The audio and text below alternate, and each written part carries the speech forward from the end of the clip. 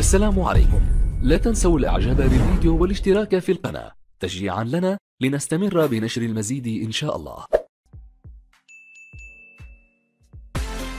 قرر كريم بنزيما مهاجم نادي ريال مدريد تغيير وكيل أعماله بعد سنوات عديدة ارتبط فيها تعامله مع كريم جزيري. وأشارت صحيفة ماركا الإسبانية أن بنزيما يحاول بداية مرحلة جديدة في مسيرته الكروية بعد التوقيع على عقود رسمية مع الوكيل الجديد أوسكار ريبوت. ويبدو أنه كانت هناك تطلعات من قبل المهاجم الفرنسي للرحيل عن ريال مدريد في الصيف الماضي بعد وصول العديد من العروض من قبل الأندية الأوروبية، لذلك قام بتغيير الوكيل. وكانت أبرز الأندية التي كانت تسعى لشراء بنزيما هي ناديي ميلان ونابولي لتدعيم صفوفهما قبل بداية الموسم الحالي.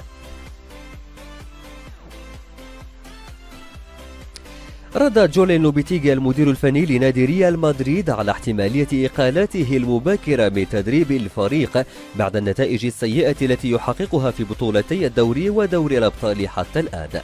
قال لوبيتيغي في تصريحاته بالمؤتمر الصحفي بعد الخسارة أمام ديبورتيفو ألافيس: الإقالة، المدرب لا يفكر في مثل هذه الأمور، ما زال هناك الوقت لتصحيح الأخطاء التي يعاني منها الفريق، ولكننا نحتاج إلى عودة اللاعبين المصابين لمساعدتنا في المباريات القادمة. وتابع: متأكد من عودة الفريق إلى المسار الصحيح، ما يحدث لنا أمر غير طبيعي، سنسجل في أقرب وقت ممكن ونحقق الفوز من جديد.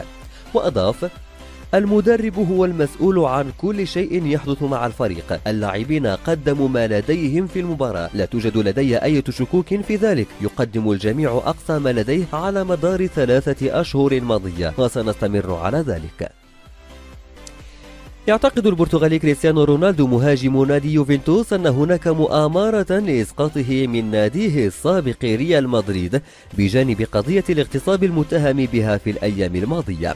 وقالت صحيفة لا ريبوبليكا الإيطالية إن علاقة رونالدو انهارت تماما مع الميرينغي وبشكل نهائي في ديسمبر الماضي.